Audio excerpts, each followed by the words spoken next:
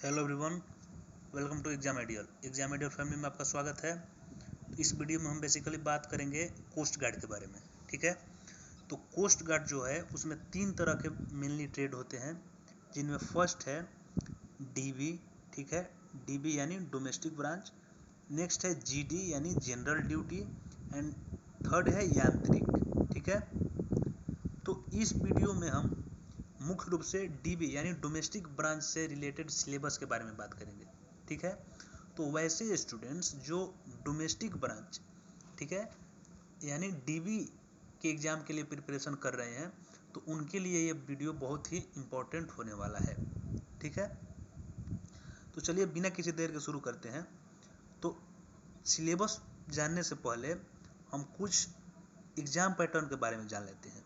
ठीक है, तो सबसे पहले आप देखिए, एग्ज़ाम जो होता है नेविक डीबी का, वो एक पेपर का होता है। ठीक है, जो कि कितने नंबर का होता है, 60 नंबर का, यानी 60 मार्क्स का होता है, जिसके पासिंग मार्क्स जो है वो जनरल, ईडब्ल्यूएस एंड ओबीसी के लिए 30 मार्क्स रखा गया है, जबकि एससी और एसटी के लिए 27 मार्क्स रखा गया है। और इसके लिए आपको टाइम कितना मिलेगा, तो 45 मिनट। ठीक है, एग्जाम पैटर्न आपको क्लियर हो गया। ओके, चलिए अब नेक्स्ट सिलेबस की ओर बढ़ते हैं। तो सिलेबस की ओर बढ़ने से पहले आप ये जान लीजिए कि मेनली 5 तरह के सेक्शन है जहाँ से आपको प्रश्न देखने को मिलेंगे, जिनमें फर्स्ट है मैथमेटिक्स। ठीक है, मैथमेटिक्स। ओके, तो मैथमेटिक्स से भी आपको प्रश्न देखने को मिलेंगे। साइंस, ठीक है, तो साइंस से प्रश्न देखने को मिलेंगे। तो मैथमेटिक्स और साइंस ये दोनों ऐसे सेक्शंस हैं जिनमें आपको क्लास 10th के लेवल तक ही प्रश्न देखने को मिलते हैं। ठीक है, नेक्स्ट बात करें तो नेक्स्ट है रीजनिंग। ठीक है, तो रीजनिंग से भी प्रश्न देखने को मिलते हैं, इंग्लिश से भी प्रश्न देखने को मिलेंगे, और जनरल अवेयरनेस। ठीक है, तो 5 तरह के सेक्शन हो गए जहाँ से आपको प्रश्न देखने को मिलेंगे: mathematics, science, reasoning, English and general awareness. ठीक है, तो चलिए लाइन बाय लाइन सभी सेक्शंस को हम देखते चलते हैं कि कौन कौन से सेक्शन में किस किस टॉपिक से हमें प्रश्न पूछने को मिलेगा। और इस वीडियो में आपको बहुत ही हेल्प मिलने वाला है कि आप किसी भी जो एग्ज़ाम की जो तैयारी कर रहे हैं, जैसे डोमेस्टिक ब्रांच की ही आप बात करें, जो इस एग्ज़ाम की आप तैयारी कर रहे हैं, तो एक पार्टिकुलर डायरेक्शन में आप तैयारी करें कि हमें एक्चुअली में क्या पढ़ना है, हमें एग्ज़ाम में किस टॉपिक से हमें प्रश्न पूछेगा। ठीक है, तो चलिए बिना किसी देर को अब शुरू करते हैं। तो फर्स्ट है मैथमेटिक्स। ठीक है, तो मैथमेटिक्स जो है, मैथमेटिक्स में किन किन टॉपिक से प्रश्न देखने को मिलेंगे उसके बारे में हम बात करने वाले हैं। तो मुख्य रूप से मैथमेटिक्स में मैथमेटिकल सिंप्लीफिकेशन। ठीक है, मैथमेटिकल सिंप्लीफिकेशन मतलब जो सिंप्लीफिकेशंस, जो सरल क्वेश्चंस होते हैं सिंप्लीफिकेशन से, वो आपको देखने को मिलेंगे। Ratio and proportion, ratio and proportion मतलब जो अनुपात और समानुपात के जो प्रश्न, अनुपात और समानुपात से जो प्रश्न बनते हैं, जैसे कि एज से भी रिलेटेड प्रश्न बनते हैं, सिक्के से रिलेटेड प्रश्न बनते हैं, या बहुत सारे ऐसे टॉपिक हैं जिनमें रेशियो एंड प्रोपोर्शन से प्रश्न बनते हैं। ठीक है, तो उन सब टॉपिक से भी आपको प्रश्न देखने को मिलेंगे। अलजेब्रिक आइडेंटिटीज से भी प्रश्न देखने को मिलेंगे, जैसे ए प्लस बी का होल क्यूब, ए प्लस बी का होल स्क्वायर, इस सब से आधारित जो प्रश्न बनते हैं उस सब से भी आपको प्रश्न देखने को मिलेंगे। नेक्स्ट है linear equation and polynomial. Okay, तो लीनियर एंड इक्वेशन से भी क्वेश्चन आएंगे। Simultaneous equations and basic trigonometry. ठीक है, इक्वेशन से भी आपको प्रश्न देखने को मिलेंगे, जो आप 8th या 9th क्लास स्टैंडर्ड में आप जो पढ़ते आए होंगे। ठीक है, and basic trigonometry, basic trigonometry जैसे क्लास 10th में जो आप ट्रिगोनोमेट्री पढ़े हैं, तो वही ट्रिगोनोमेट्री, उसी लेवल की ट्रिगोनोमेट्री आपको यहाँ पर देखने को मिलेगी। ठीक है, नेक्स्ट बात करें तो नेक्स्ट है हमारा simple mensuration. Okay, simple mensuration, तो सिंपल मेंसुरेशन जो क्लास 10th में हम मेंसुरेशन पढ़ते हैं, क्लास 8th में या 10th में, तो जो मेंसुरेशन हम उस लेवल में पढ़ते हैं, उस वही लेवल के मेंसुरेशन यहाँ पर भी देखने को मिलेंगे। लेकिन अंतर क्या होता है कॉम्पिटिटिव एग्जाम्स में, कि कितना स्पीडली आप उस क्वेश्चन को सॉल्व कर रहे हैं, वो ये एक बेसिक एक फ़र्क होता है बोर्ड और कॉम्पिटिटिव एग्जाम्स में। ठीक है, टॉपिक मुख्य रूप से वही होता है, लेकिन क्वेश्चंस के कुछ क्राइटेरिया बदल जाते हैं और कुछ स्पीड का यहाँ पर स्पीड कुछ मैटर करता है, ठीक है। नेक्स्ट है ज्योमेट्री, जो हम 10th लेवल तक पढ़ते हैं ज्योमेट्री, उससे भी प्रश्न देखने को मिलेंगे। मेजर्स ऑफ सेंट्रल टेंडेंसी, ठीक है, जैसे एवरेज, मीडियन एंड मोड। तो एवरेज, मीडियन एंड मोड से भी आपको प्रश्न देखने को मिलेंगे, ओके।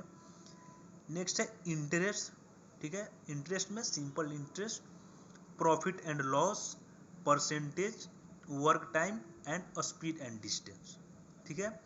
तो इंटरेस्ट से, प्रॉफिट एंड लॉस लाभ और हानि से, परसेंटेज प्रतिशतता से, वर्क और टाइम से, एंड स्पीड एंड डिस्टेंस से जो प्रश्न बनते हैं वो सब प्रश्न आपको एग्जाम में मैथमेटिक्स सेक्शन में देखने को मिलेंगे, ठीक है।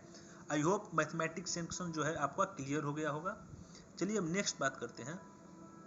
तो नेक्स्ट है हमारा साइंस, ठीक है। दूसरा सेक्शन कौन सा? साइंस।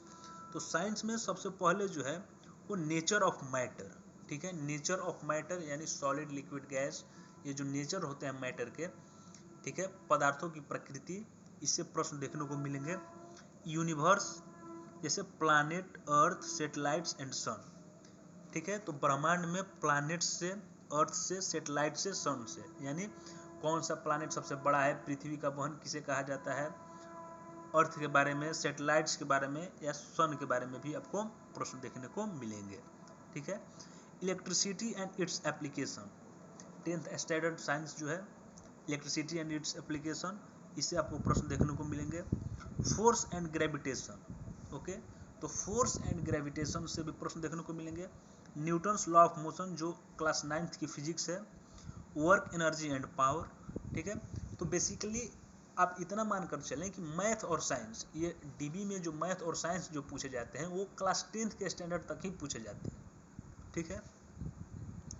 नेक्स्ट है heat, temperature, metals and non metals, carbon and its compound, measurement in science, sound and wave and atomic structure. तो ये सभी साइंस के टॉपिक्स हैं जो जिनमें साइंस सेक्शन से प्रश्न आपको देखने को वहाँ पर मिलेंगे, ठीक है। तो मैथमेटिक्स और साइंस ये दोनों सेक्शन आपको क्लियर होगा। एक बात अपने मन में ये बैठा लीजिए कि जो साइंस जो होता है, साइंस में बेसिकली आपको 10th लेवल तक ही साइंस पढ़कर वहाँ पर जाना है, ठीक है।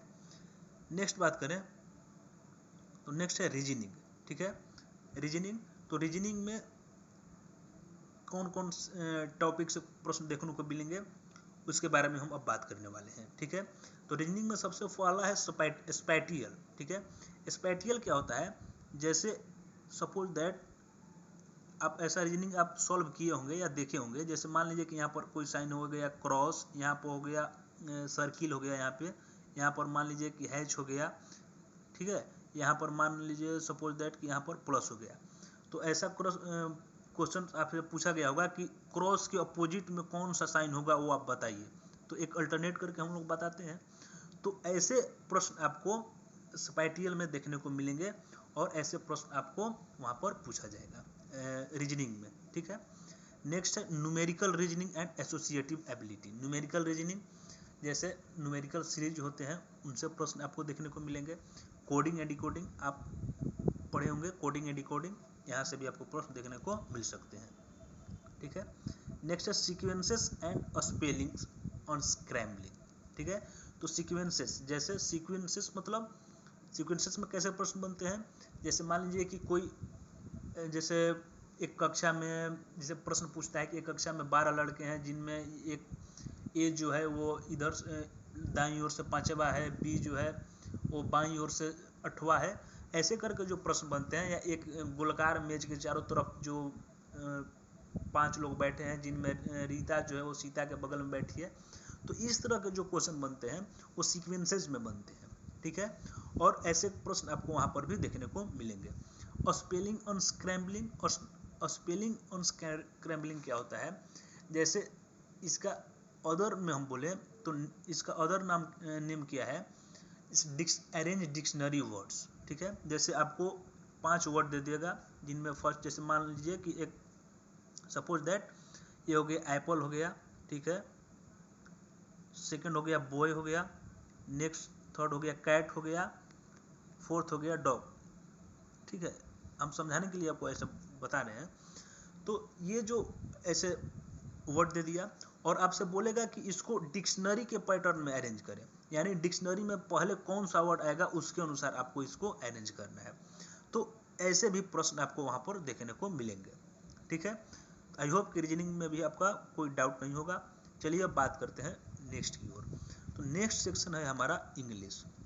ठीक है, तो इंग्लिश जो है, इंग्लिश में सबसे पहले आपको पैसेज देखने को मिलेगा, प्रीपोजिशन से प्रश्न देखने को मिलेगा, करेक्शन ऑफ सेंटेंसेज, जैसे करेक्शन ऑफ सेंटेंसेज जैसे एरर जो होता है सेंटेंस में वो आपको छाटने को मिलेगा, change active to passive and passive to active voice, यानी वॉइस से भी आपको प्रश्न देखने को मिलेगा।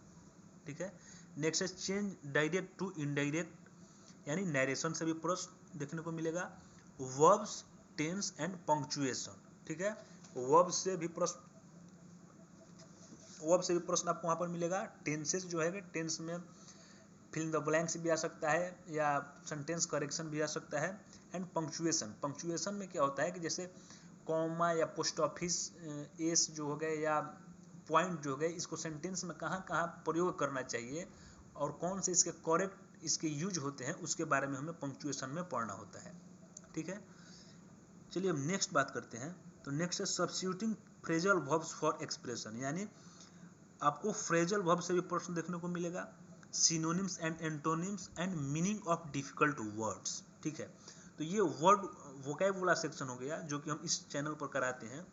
तो इससे भी आपको वर्ड क्वेश्चन देखने को मिलेंगे और किसी भी एग्जाम के लिए वोकैब जो होता है वो बहुत ही इंपॉर्टेंट रोल अदा करता है। ठीक है, नेक्स्ट बात करें तो नेक्स्ट है यूज ऑफ एडजेक्टिव्स, यानी एडजेक्टिव से प्रश्न देखने को मिलेगा। कंपाउंड प्रीपोजिशन, कंपाउंड प्रीपोजिशन मतलब ऐसे कुछ ऐसे वर्ड्स होते हैं जिनका अपना फिक्स प्रीपोजिशन होता है। ठीक है, जैसे कंप्लाई हो गया तो कंप्लाई के साथ फिक्स प्रीपोजिशन लगेगा, कंप्लाई विद। ठीक है, तो फिक्स प्रीपोजिशन से भी आपको प्रश्न देखने को मिलेंगे। एंड यूज ऑफ प्रोनाउंस, यानी प्रोनाउन से भी आपको प्रश्न देखने को मिल सकते हैं। ठीक है, आई होप इंग्लिश भी आपका क्लियर हो गया होगा। नेक्स्ट बात करें तो नेक्स्ट है जनरल अवेयरनेस। ओके, तो जनरल अवेयरनेस में सबसे पहले ज्योग्राफी, ज्योग्राफी में सॉइल से, rivers, mountains, ports, inland and harbour, इन सभी से आपको प्रश्न देखने को वहां पर मिल सकता है। ठीक है, नेक्स्ट बात करें तो नेक्स्ट है हमारा कल्चर एंड रिलीजन, यानी जैसे जैन धर्म हो गया, बौद्ध धर्म हो गया, तो इससे रिलेटेड आपको प्रश्न वहां पर देखने को मिलेंगे। फ्रीडम मूवमेंट जो कि बहुत ही इंपॉर्टेंट है, फ्रीडम मूवमेंट में भी जो गांधी युग है उससे ज़्यादा आपको प्रश्न देखने को मिल सकते हैं। ठीक है, important national facts about India, Bharat के संबंध में कुछ महत्वपूर्ण तथ्य, इससे भी आपको प्रश्न देखने को मिलेंगे। Heritage and arts and dances, ठीक है, जैसे अलग अलग स्टेट्स जो होते हैं उनके अलग अलग फोल्क डांस होते हैं, उससे भी प्रश्न देखने को मिलेगा। जैसे आंध्र प्रदेश का कौन सा लोकप्रिय नृत्य है, तमिलनाडु का लोकप्रिय नृत्य कौन सा है, तो ऐसे ऐसे प्रश्न भी आपको वहाँ पर देखने को मिलेंगे जनरल अवेयरनेस के सेक्शन में। ठीक है, नेक्स्ट है हिस्ट्री। तो हिस्ट्री में मॉडर्न हिस्ट्री यहाँ पर तो कवर ही हो गया, फ्रीडम मूवमेंट। और हिस्ट्री में जैसे मानकर चले मेडिवल हिस्ट्री से भी एक आध प्रश्न देखने को मिल सकते हैं। ठीक है, डिफेंस से, वार्स एंड नाइवर्स से, awards and author. Awards and author मतलब कि किसी भी पुस्तक के कौन से इसके ऑथर हैं उससे भी प्रश्न पूछ सकता है, या कौन सा अवार्ड किस व्यक्ति को दिया गया है उससे भी प्रश्न देखने को मिलेगा। डिस्कवरीज से, डिजीज एंड न्यूट्रिशन से, ठीक है, यानी कौन सी विटामिन के कमी के कारण कौन से रोग होते हैं, या कौन सी न्यूट्रिशन जो होता है, तो आदि इस सभी से भी प्रश्न आपको बायोलॉजी का ये मेनली सेक्शन है, तो जनरल अवेयरनेस में ही इस सभी सेक्शन से आपको प्रश्न देखने को मिलेंगे। ठीक है, नेक्स्ट बात करें तो नेक्स्ट है करेंट अफेयर। ठीक है, तो करेंट अफेयर से भी आपको प्रश्न देखने को मिलेगा। ओके, करेंट अफेयर, लैंग्वेजेज मतलब लैंग्वेजेज, कैपिटल एंड करेंसी मतलब किस कंट्री में कौन से करेंसी चलती है या किसी कंट्री का कौन सा कैपिटल है, तो ऐसे प्रश्न भी आपको वहाँ पर देखने को मिलेंगे। लैंग्वेजेज से मतलब किस स्टेट में कौन सा लैंग्वेज बोला जाता है, या बेसिक जो हमारे नाइबर कंट्री है उनमें उसके आस पड़ोस, हमारे देश के आस पड़ोस जो नाइबर कंट्री है उनमें कौन से भाषा का प्रयोग होता है। कॉमन नेम से भी प्रश्न देखने को मिलेंगे। फुल फॉर्म एंड एब्रीविएशन, ठीक है, तो फुल फॉर्म एंड एब्रीविएशन से भी आपको प्रश्न देखने को मिलेंगे। मतलब जैसे USB, ठीक है, तो USB का फुल फॉर्म क्या हो गया, तो इससे भी आपको प्रश्न देखने को मिलेंगे। कॉमन नेम जैसे लोकमान किसे कहा जाता है, ठीक है, बापूजी किसे कहा जाता है, तो ऐसे ऐसे भी प्रश्न आपको वहाँ पर देखने को मिल सकते हैं, जो कि जनरल अवेयरनेस के लिए बहुत ही इंपॉर्टेंट टॉपिक है। नेक्स्ट बात करें तो नेक्स्ट है स्पोर्ट्स चैंपियनशिप, ठीक है, तो स्पोर्ट्स से कहाँ से आपको प्रश्न देखने को मिलेगा, तो चैंपियनशिप से। ओके, चैंपियनशिप मतलब कि जैसे फ्रेंच ओपन हो गया या ऑस्ट्रेलियन ओपन हो गया, तो इस सब से जो प्रश्न जो बनते हैं वो आपको देखने को वहाँ पर मिलेंगे। मेनली चैंपियनशिप जो है वो करेंट में जो चैंपियनशिप हुआ है उससे ही ज़्यादा चांस है कि उससे आपको प्रश्न पूछेगा। नेक्स्ट है विनर्स, जैसे पारा ओलंपिक्स या ओलंपिक्स में जो विनर हैं, जो गोल्ड या सिल्वर मेडल या ब्रोंज मेडल जो जीते हैं, उनसे भी प्रश्न पूछ सकता है। टर्म्स जैसे LBW है या हिट आउट है, ये सभी टर्म्स जो हैं वो किस स्पोर्ट से संबंधित है, ये आपसे भी प्रश्न पूछ सकता है। नेक्स्ट है नंबर ऑफ प्लेयर्स, मतलब किस स्पोर्ट्स में कितने प्लेयर होते हैं, जैसे कबड्डी में कितने प्लेयर होते हैं, खो खो में कितने प्लेयर होते हैं, तो ऐसे ऐसे भी इन टॉपिक से भी आपको प्रश्न वहाँ पर देखने को मिलेगा, ठीक है। नेक्स्ट है एमिनेंट पर्सनालिटीज, ठीक है, एमिनेंट पर्सनालिटीज मतलब जो हमारे देश के जो मुख्य रूप से जो व्यक्ति हैं, जैसे मंत्रिमंडल हो गया, तो मंत्रिमंडल हो गया या जो नेता हैं या कोई राष्ट्रीय सुरक्षा सलाहकार है, तो इससे भी आपको प्रश्न वहाँ पर देखने को मिल सकता है। नेक्स्ट है नेशनल बर्ड, ठीक है, राष्ट्रीय पक्षी, राष्ट्रीय पशु, राष्ट्रीय खेल, राष्ट्रीय फ्लावर, राष्ट्रीय एंथम, राष्ट्रीय सॉन्ग, राष्ट्रीय ध्वज एंड माउंटेन्स, इन सभी से भी आपको प्रश्न वहाँ पर देखने को मिलेगा, ठीक है। तो आई होप यहाँ तक आपको क्लियर हो गया होगा। नेक्स्ट वीडियो में हम बात करेंगे कोस्ट गार्ड के अगले ट्रेड के बारे में, ठीक है। तो आई होप यहाँ तक आपको क्लियर हो गया होगा। अभी के लिए जय हिंद, मिलेंगे अगले वीडियो में, ठीक है, तब तक के लिए जय Hind, love you so much.